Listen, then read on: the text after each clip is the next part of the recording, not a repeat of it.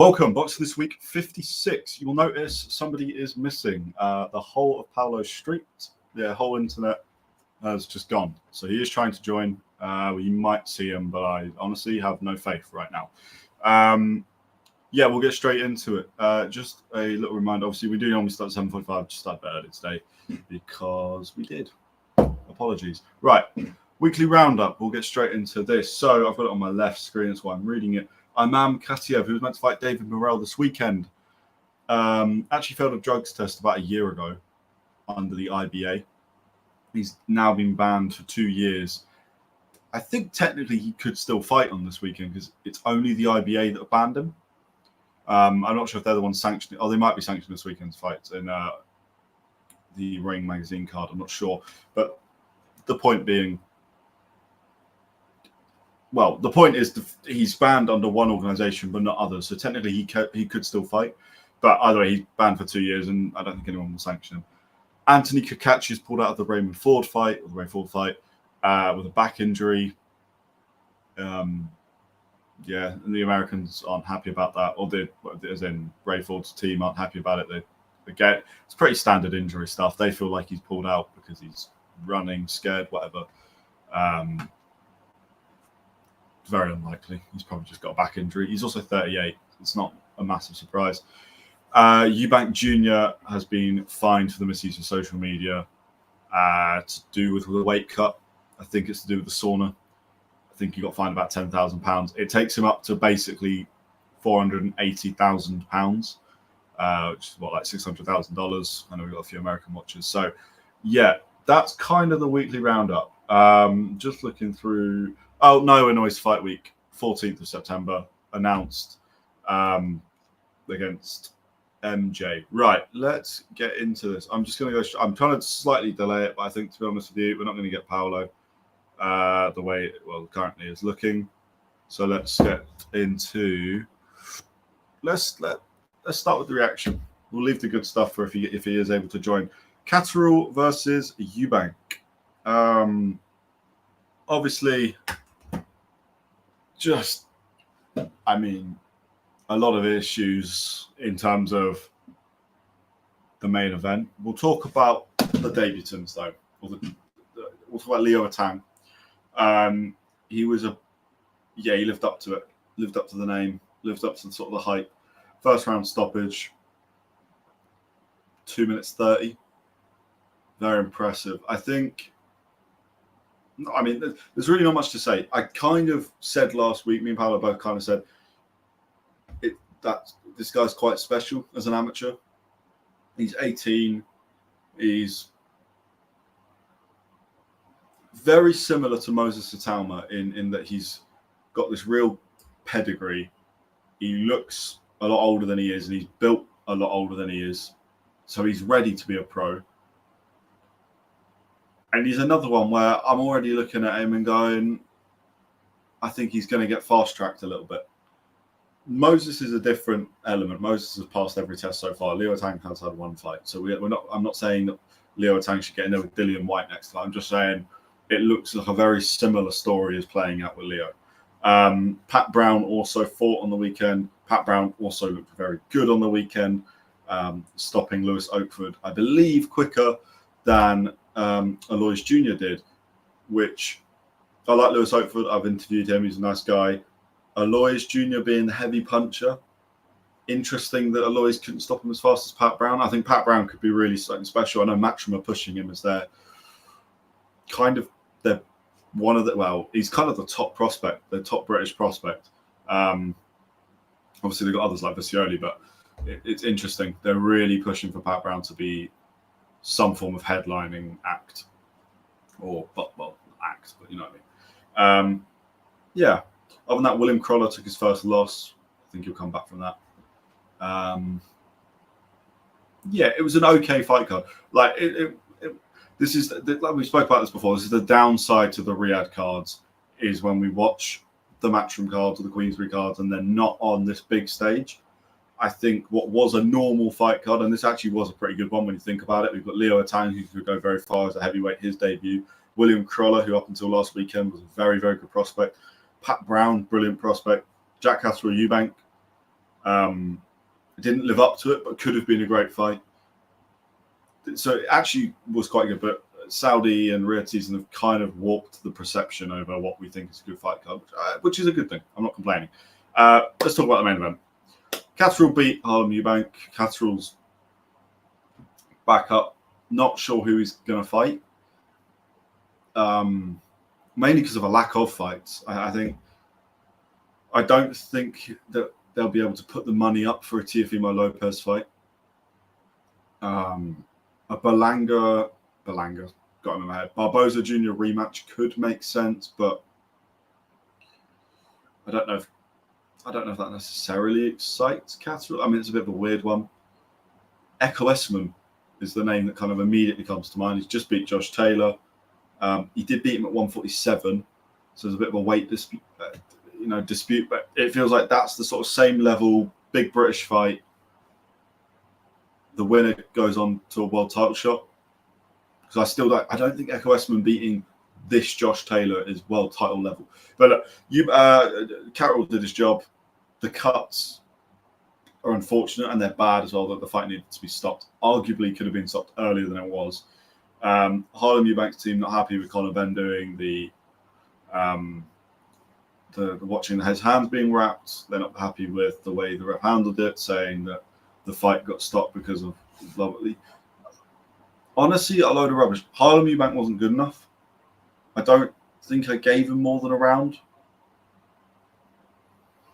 I was expecting a little bit more. I really thought he'd step up, and he didn't, and that's actually okay. Like Catterall's loss against Barboza in a sort of typical British or typical boxing fashion really put him down on what we consider to be a good fighter in this country.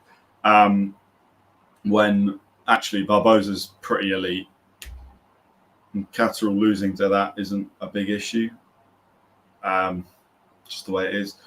So Catterall then going and beating Eubank isn't a surprise, but equally I did think Eubank would be better. Disappointing when fights end like that. We missed the second half of the fight, and who knows, the second half of the fight could be when everything sparked up and got better. Equally, it wasn't a great fight up to that point, but Catterall moves on. Eubank,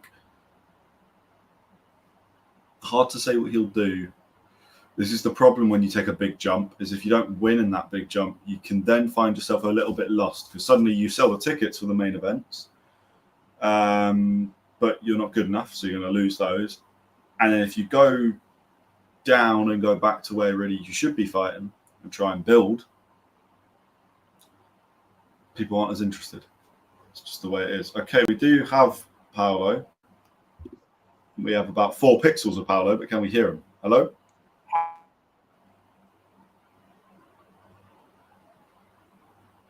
I can't hear him. How am I? Okay, no, I can maybe. How am I? The quality's terrible. I currently can't really hear a word you're saying. I'm gonna go. Okay, fair. Yeah. Right. I'll for now we'll do that. Yeah, like I say, we're trying to sort Paolo onto the stream, but it's not anyone's fault this week. It's just whatever. Yeah, so difficult one for Eubank. I don't think he showed enough to justify more main events. I think he needs to go back. I think he needs to take smaller jumps, but does need the jumps because actually not that young anymore. And I think for the amount of fights he's had, the experience is a little bit limited. But I could still see him doing good things. I just think he needs to progress a little faster.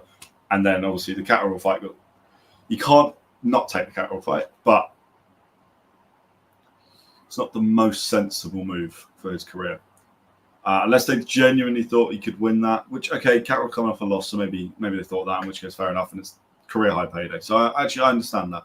What I think they need to be careful of is how they manage him from now on. Right, I did try and save the big topics until after. We're going to keep talking about Matchroom.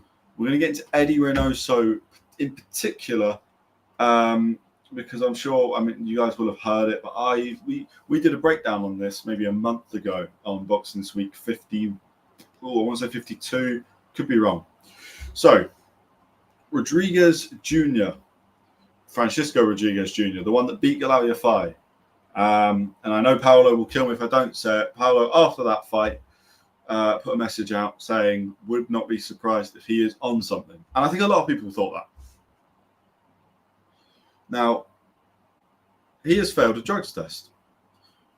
Another fighter, to put it into a bit of clarity here, another fighter from Eddie Reynoso's gym, which I think in the thumbnail or title we've put as Canelo's gym. That's just to, bit of views. But realistically, Eddie Reynoso's gym.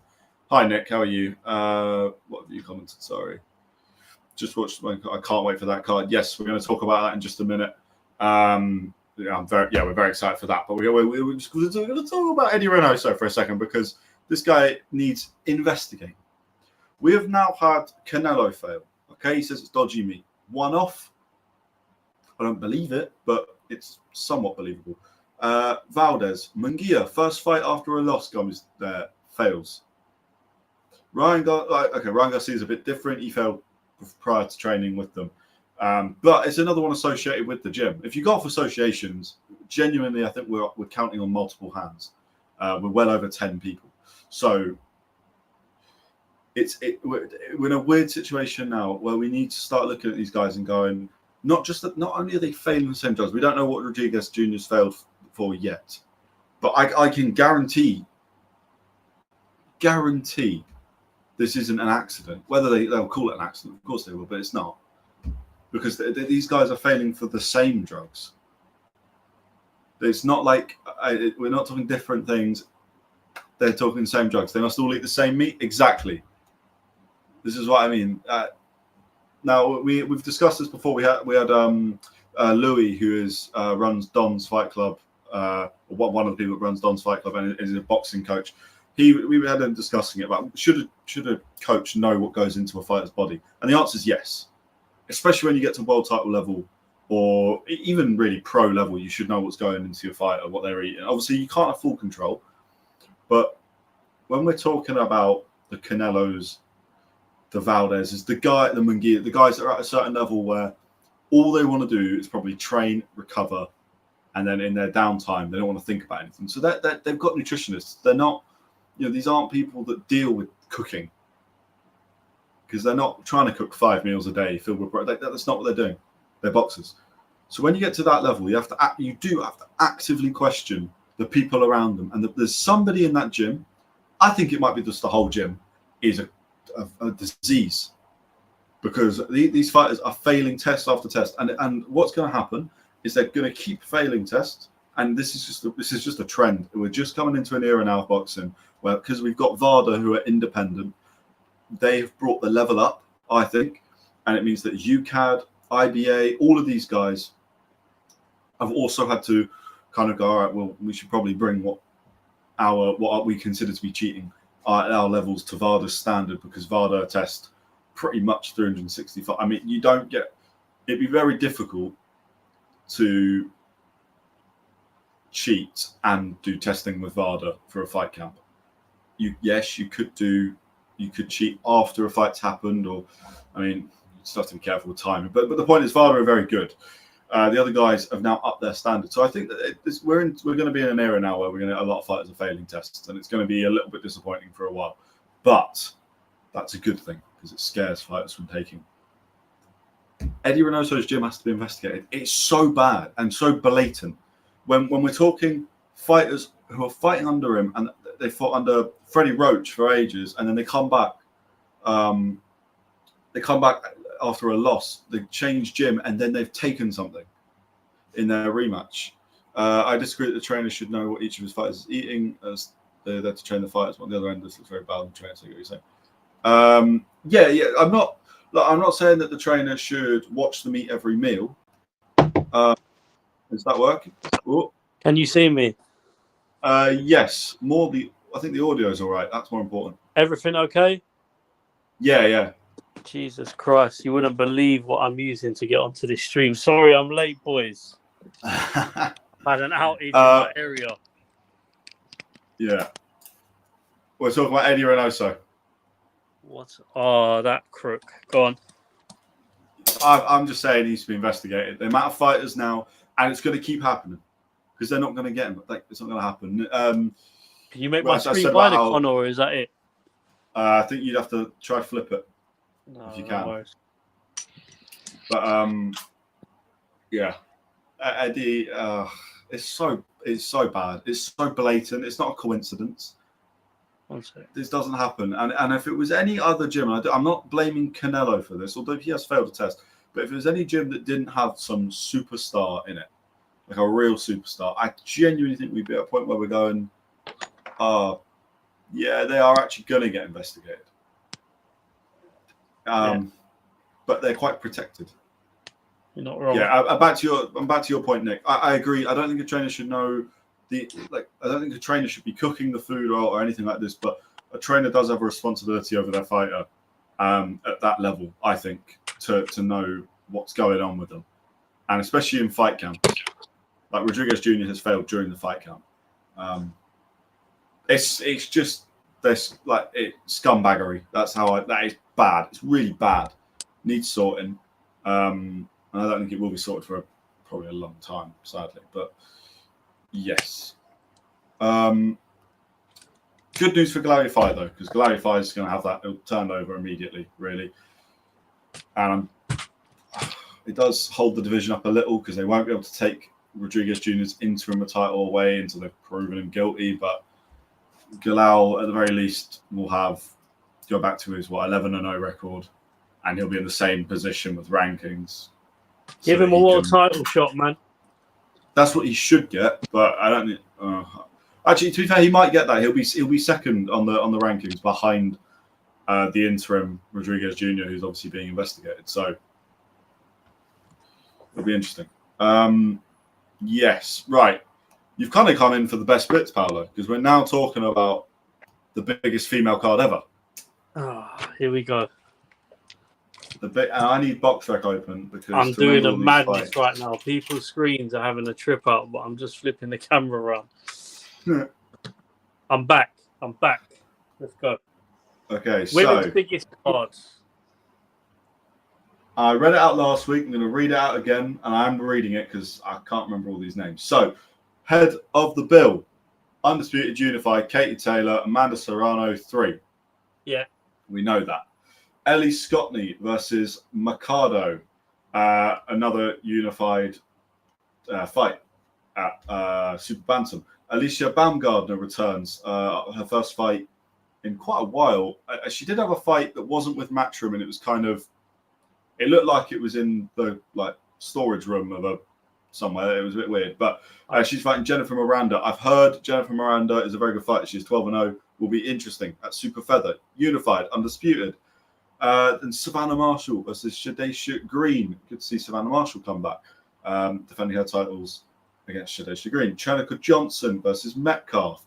Chantel Cameron versus Jessica Kamara, which is, if I'm honest, one of the fights I'm more interested in. It's not for a title, but we know what will happen. We know what will happen if Chantel wins. Ramla Ali versus Lila Furtado. It'll be interesting because Ramla, big prospect for a long time, and kind of fell away.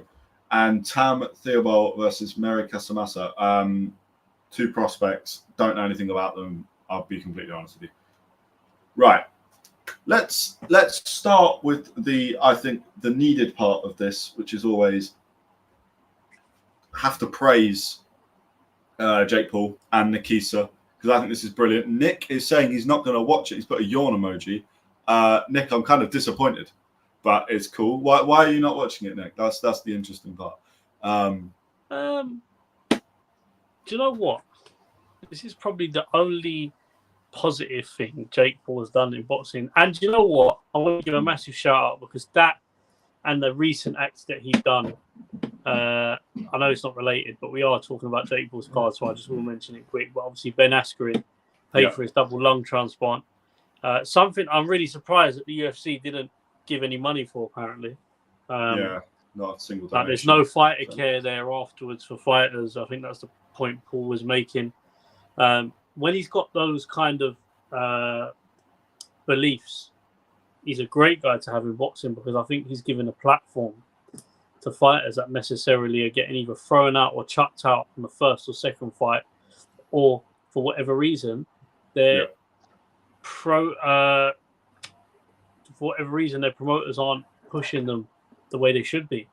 You know, Chantel Cameron, I mean, she was pushed about a bit, and you know, I reckon under Jake Paul, she probably would have got that Katie Taylor fight, the third one, I believe, and his partner.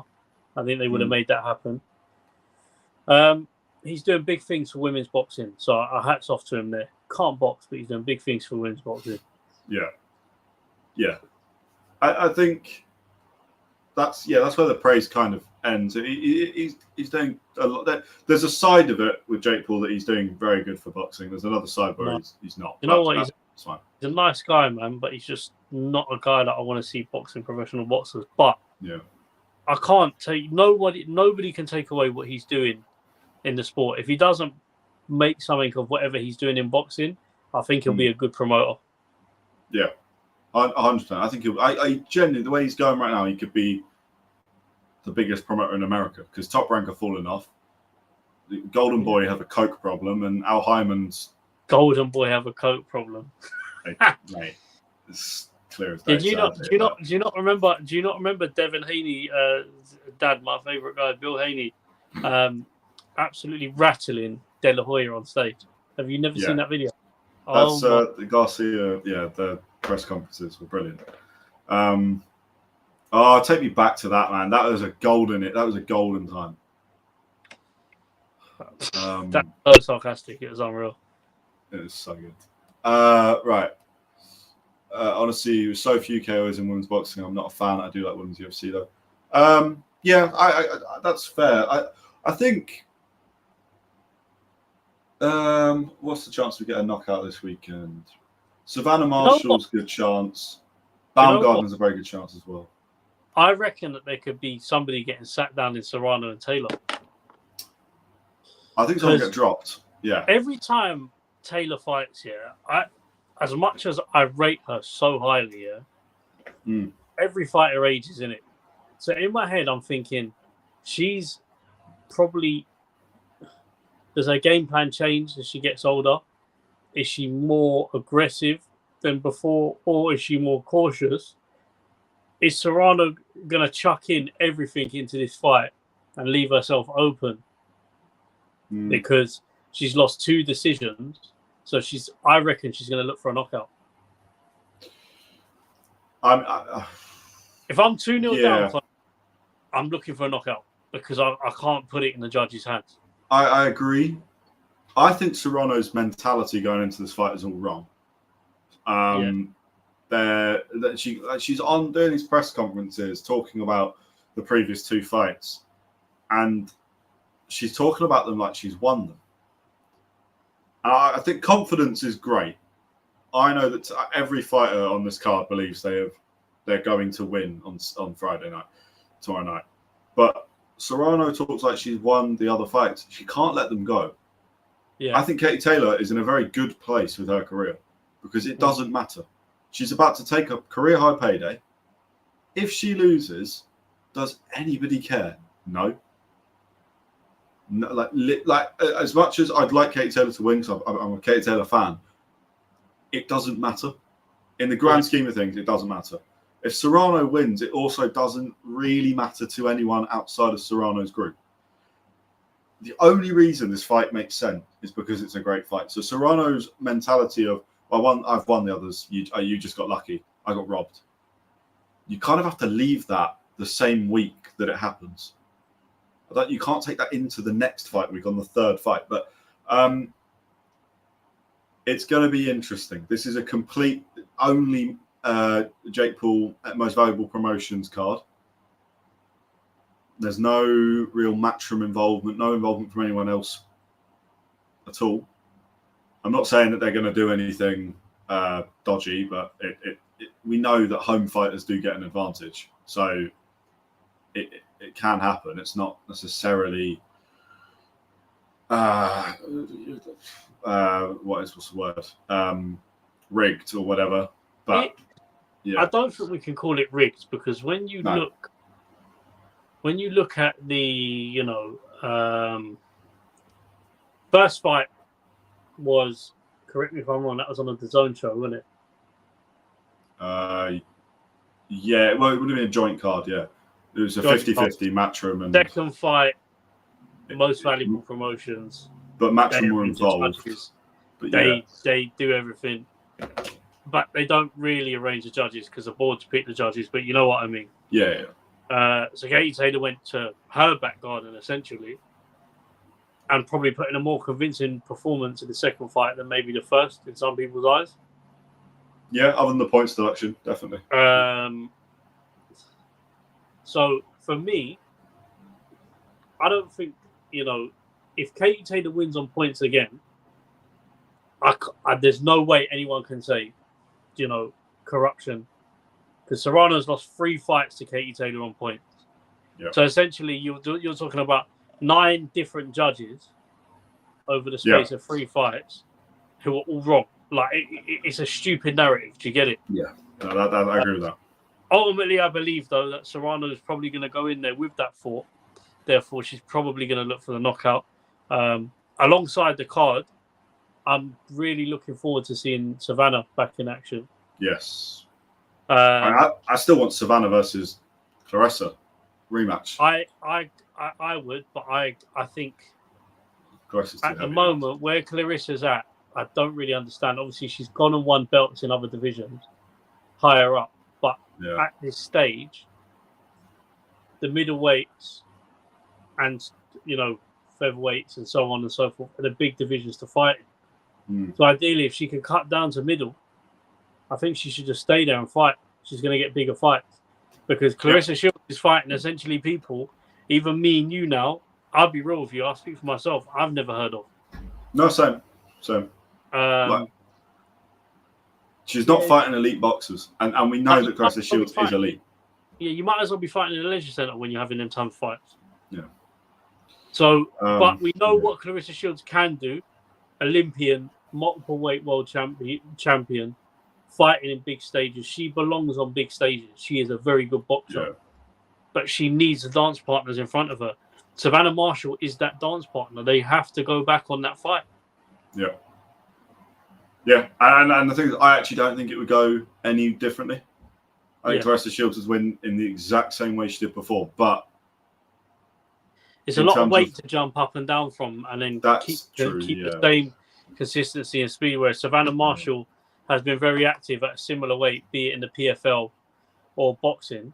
Yeah, she's been active and she's been training, and she has had an MMA fight. So I don't know. I like seeing Clarissa Shields now drain the weight for another fight. She's probably going to need a fight to get her body adjusted. So we might not see Savannah Marshall or Clarissa Shields for another 6-7 months. Oh, I don't think we'll ever see it personally. Clarissa Shields has a fight coming up at the light heavyweight stupid thing that's going on. She's already got that booked in for end of July. She seems, apparently it's a 19,000 seater. Yeah. Apparently, for the most part, they're selling it out. They don't think it will sell out, but it sells out.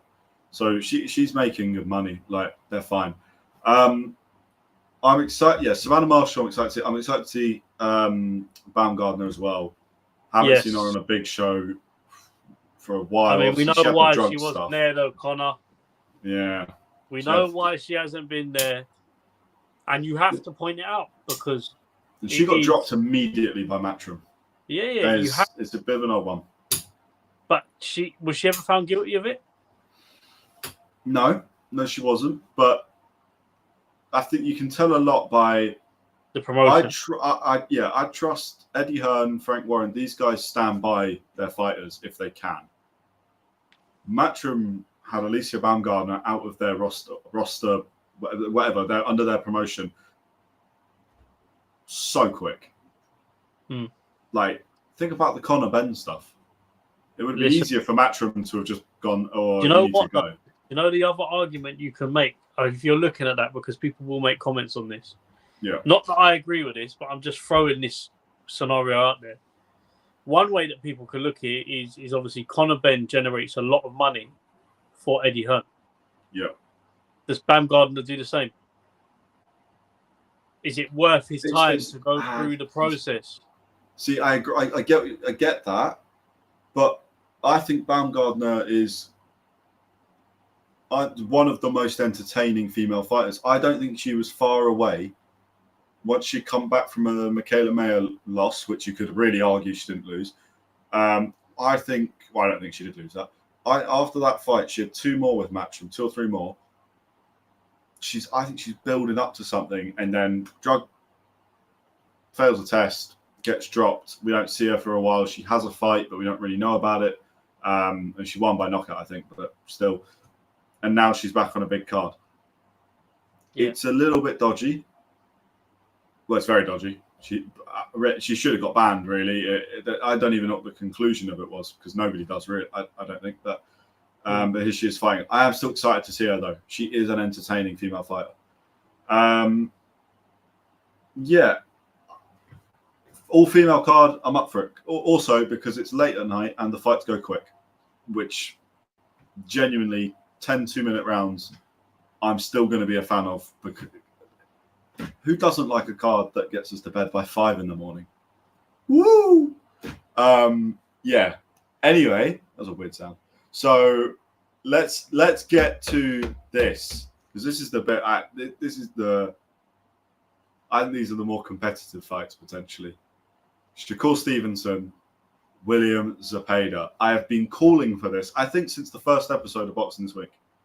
I think over a year ago, I've been saying, I want William Zepeda in there with Shakur, and then we'll know exactly how good Shakur Interesting about this fight is the rules around it. Yeah, I still need some confirmation over this. Turkey said it. Turkey has said it. So Turkey has said the ring's going to shrink. And I believe it. If Turkey says it, it's going to happen.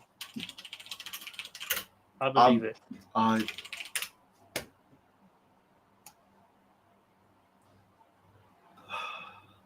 Everywhere is saying it, but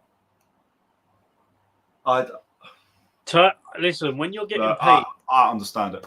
If he gets, I don't think it will. Or Stevenson gets paid 15 million, 10 million to fight Zepeda, which he's never getting that money for on any other promotion, by the way. You're gonna sing, but you're gonna sing. You might even sing the Saudi national anthem. Do you see what I'm saying? Like, he's chucking a lot of money out. I think he has since deleted that tweet. I think it's a joke tweet. What I think would be more interesting to know is the ring size for Zepeda. I've seen a lot of things saying it's going to be an 18-foot ring. DFC ring. They need DFC's ring there. They don't. Turkey Al Sheikh. 10 foot? All I know is Turkey Al Sheikh doesn't want running around. Yeah. And he's doing a smaller ring to make them engage, but I think that would be the standard for the whole night. He'll go to the line of what is actually legal in terms of at a pro level for the boxing ring to house. Yeah, it looks like they're gonna have an 18-foot ring. So that is small. I think the smallest you can go is 17. The largest 24, I think. I don't actually know if there's rulings on that, but generally you can't go lower, or I've never seen lower or higher than that. So it's interesting. Nick, Shakur has taken this dude to school, not even going to be close.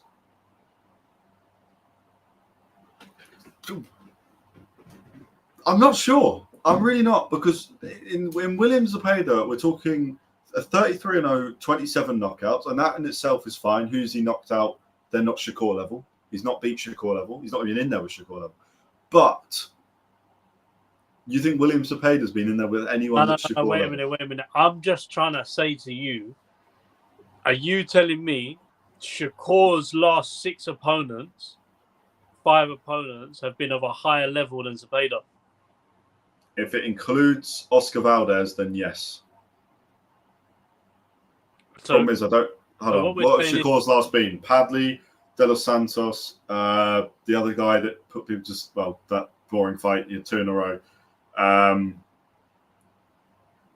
The records aren't that much. Japanese guy, Yoshino, I'm gonna Conchal Valdez, I think. I'm gonna accept the thing about maybe Zepeda not being in there with as many high-level opponents, but I am not sitting here giving Shakur my credit because he has had some absolutely easy fights. Yeah, he does make them look easy, though. He does make them look easy.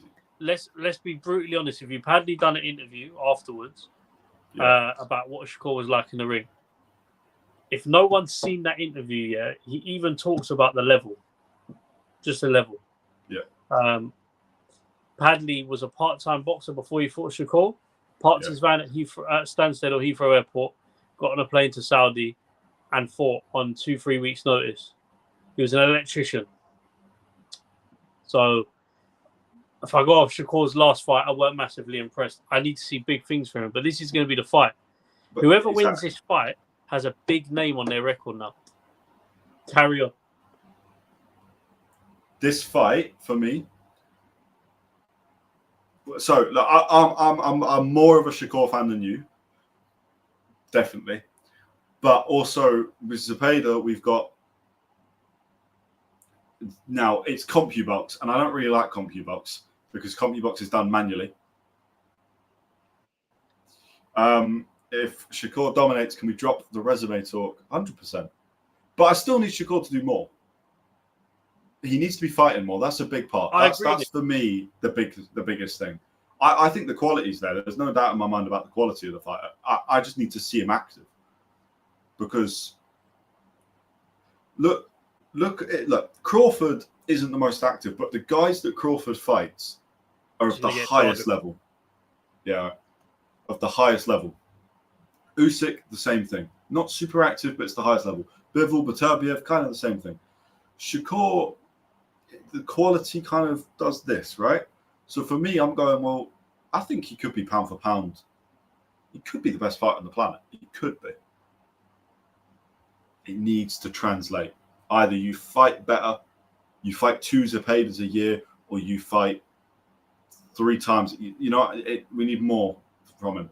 But this week will be interesting. Zepeda throws 86 punches a round, something like that on average, which is the highest of any fighter in the world that's tracked. And he lands 36. And he lands sort of 36 per round, which is the highest by any fighter. I believe he lands about 12 punches more than the second highest landing boxer in the world that is tracked. That's pretty staggering. So on Saturday, we have literally got the perfect 2, because you've got Shakur, who defensively he could be the best fighter in the world. That might actually, he might already have that. I don't know who's better defensively. Maybe Bivol could take it just because of the fight, the Beterbiev fight. But whatever, he's one of the best. And then sort of that offense, Zepeda, beautiful. What I think will happen is I think Shakur will put Zepeda on the back foot, keep him at bay with a jab, hold the center of the ring for parts of the fight. Zepeda will have his victories within the fight at a little moment, of course, but I think Shakur will keep him at bay. And Zepeda on the back foot, Tevin Farmer managed to do it, isn't really that much of a threat. Zepeda's a very traditional Mexican style. He comes forward, he cuts the ring off, he hits hard, and he hits a lot. He's got a good chin as well.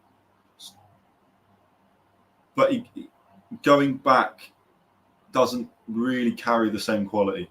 Going forward, he's world. He could easily have a world title. That's the Zepeda level. Going backwards, I think he becomes a little bit more average.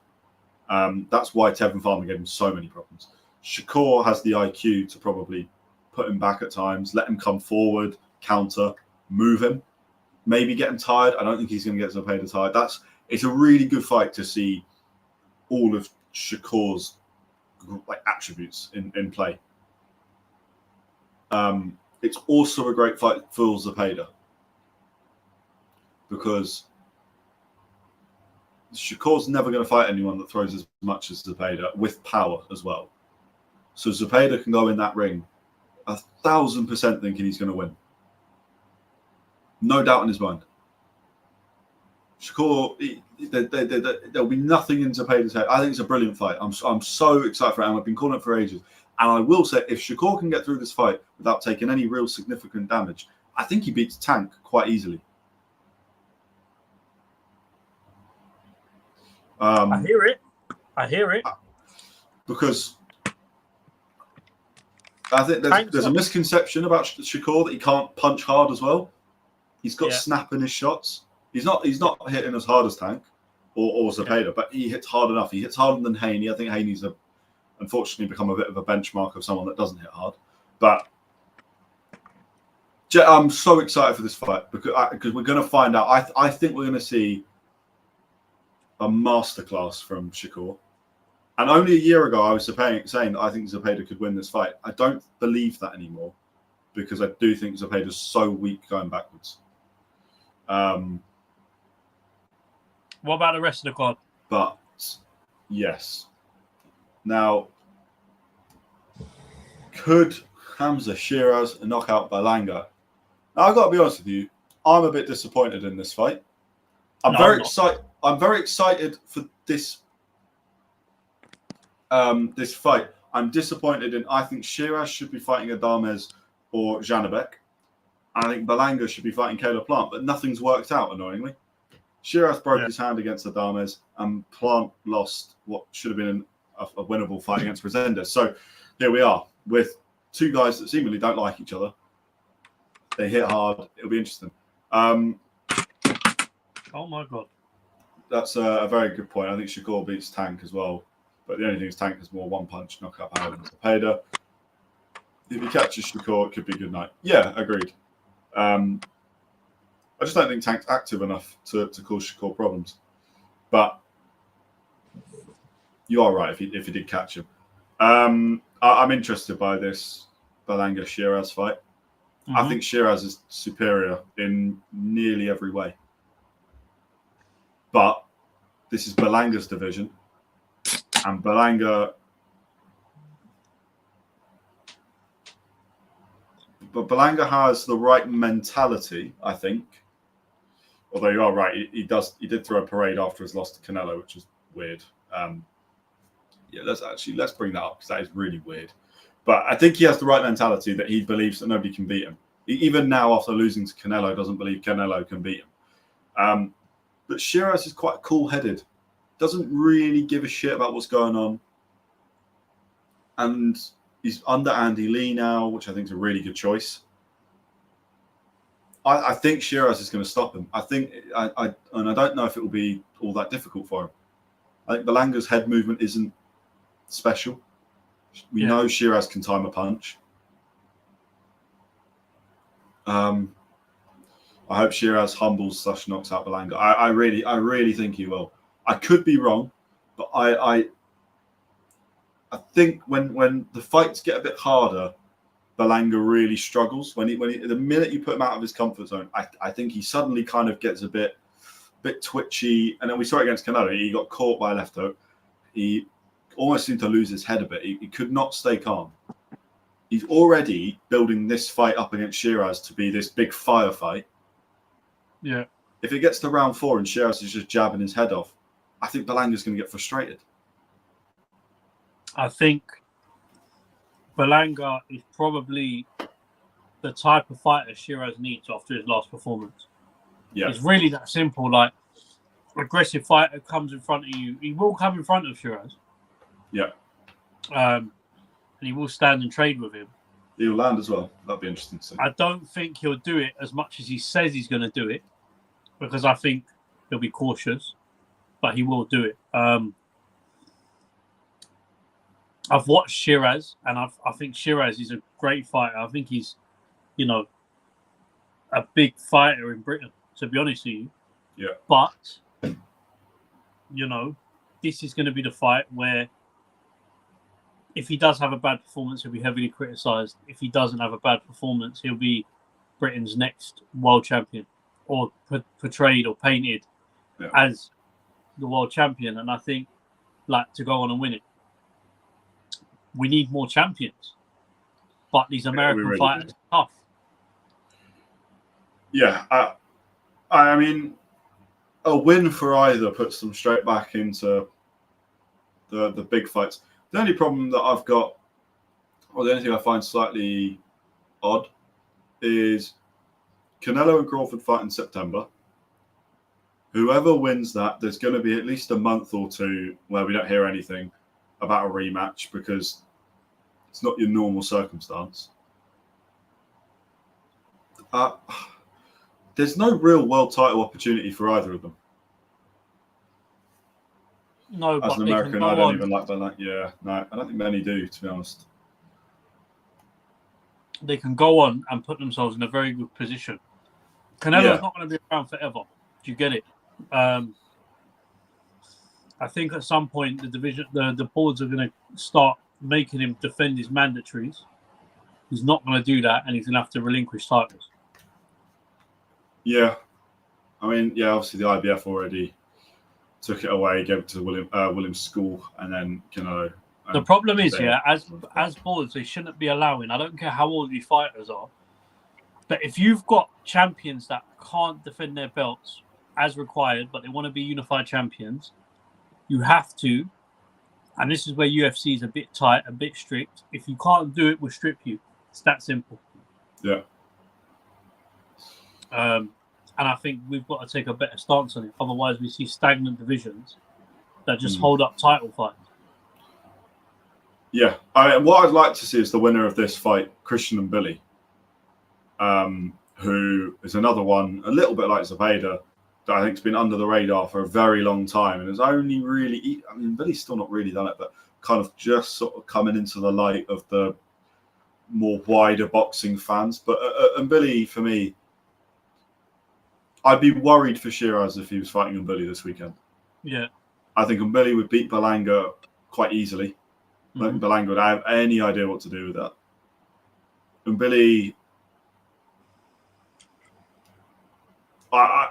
I genuinely think could beat Canelo.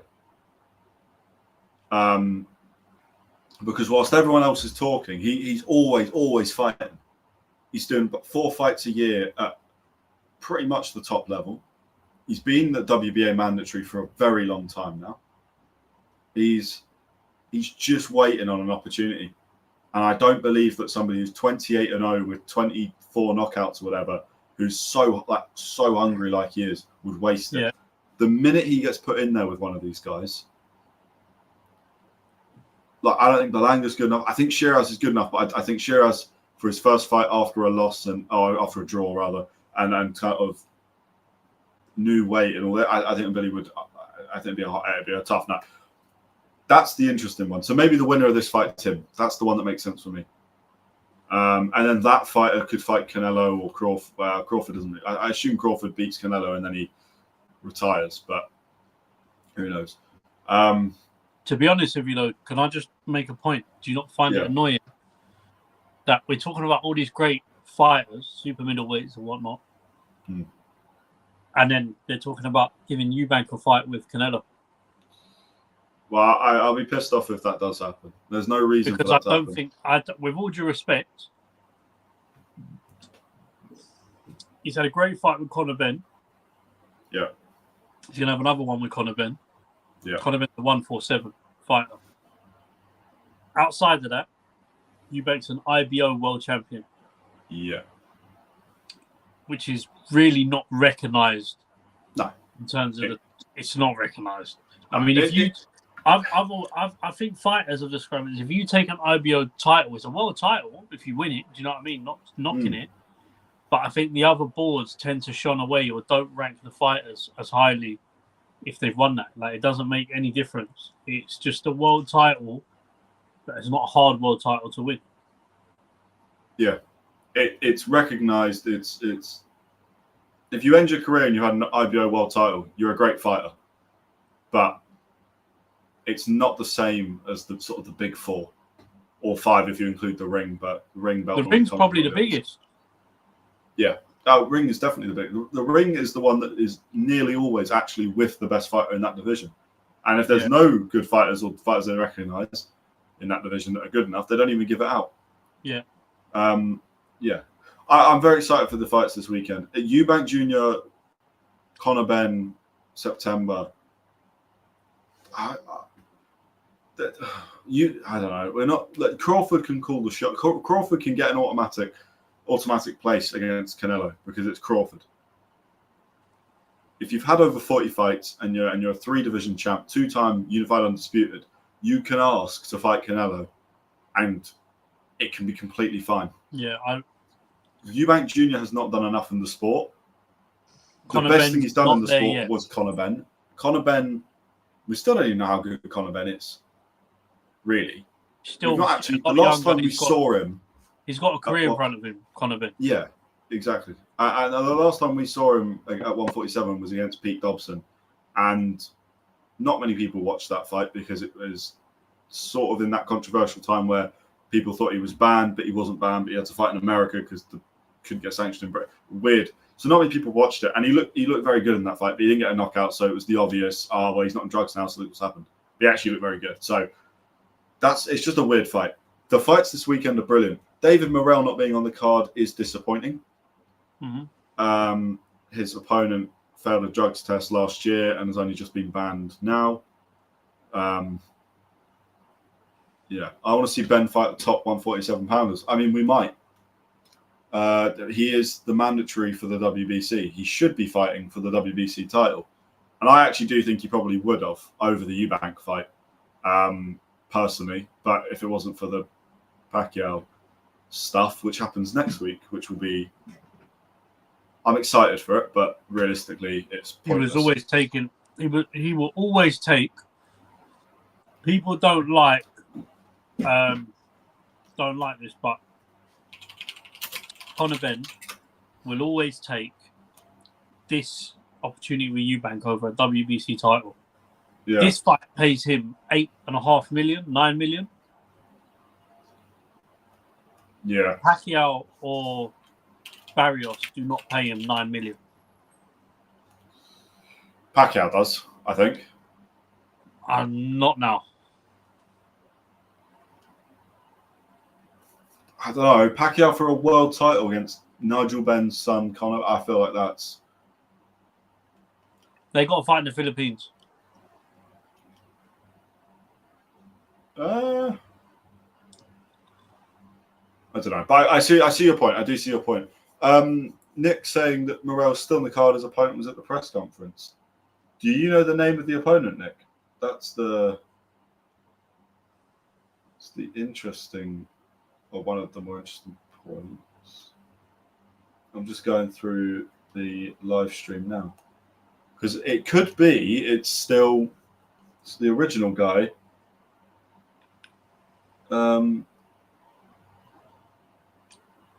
Right. Oh, this is the problem. I watched. Oh, there we go. Okay. Yeah. So this is the interesting. So Imam Katiev, the guy that's been banned by the IBA. Same guy. Yeah, okay. So this is where it gets really controversial. We didn't mention this as much as we should have at the start of the episode. So Imam Katiev failed a drugs test last week. Or no, this week, sorry. But last year under the IBA. Yeah. He's then been given a 2-year ban.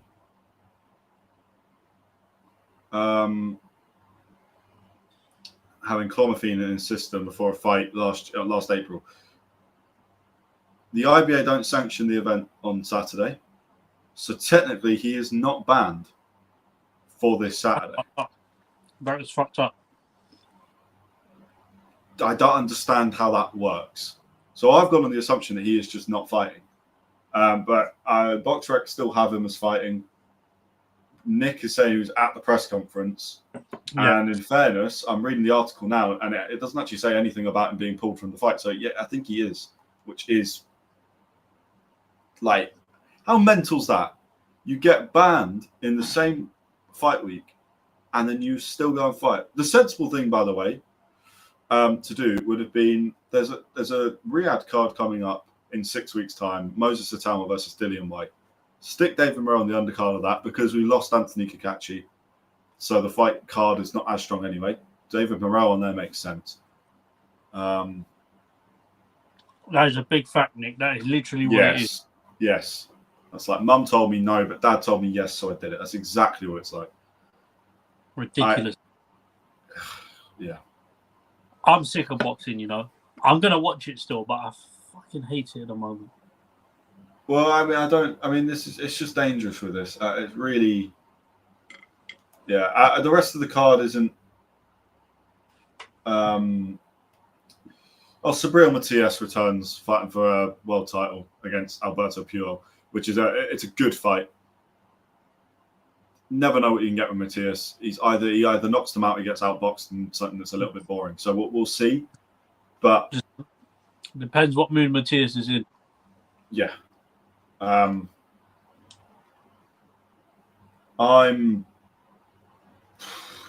not massively interested by the fight, I'll be honest. Morel ain't afraid of no. No, Morel's brilliant. Morel's a brilliant fighter, and I really thought he might be. I thought he'd upset Benavidez, I'll be honest. Yeah.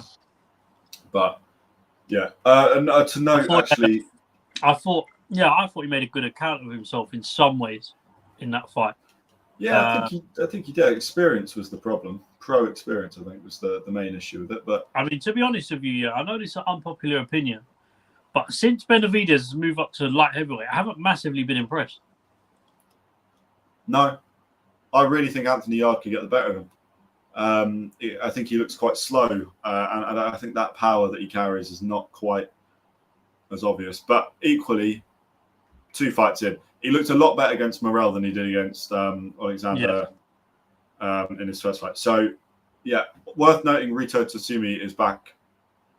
Japanese prospect who he's one of the guys that Turki Al-Sheikh has sort of decided that he's going to promote.